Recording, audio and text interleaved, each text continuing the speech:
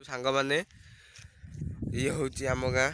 ଦେଖନ୍ତୁ ସିଆଡ଼େ ବହୁତ ଦୂରରେ ମେଡ଼ିକାଲ ଅଛି। ଜୁମ୍ କରି ତୁମମାନଙ୍କୁ ଦେଖାଉଛି। ଦେଖ ସେ ଘରଟା ଦେଖୁଛୁ, ସେ ହେଉଛି ଆମ ଗାଁ ମେଡ଼ିକାଲ।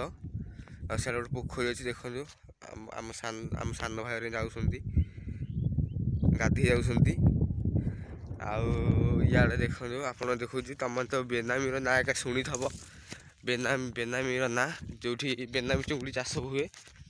ଚୁଙ୍ଗୁଡ଼ି ଚାଷ ପୋଖରୀ ଦେଖନ୍ତୁ କେଡ଼େ କେଡ଼େ। ଦେଖନ୍ତୁ ଦେଖାଉଛି ଆପଣମାନଙ୍କୁ। ଏବେ ଜାଲ ଦିଆ ହେଇଯାଇଛି। ବହୁତ ବଡ଼ ବଡ଼ ପୋଖରୀ।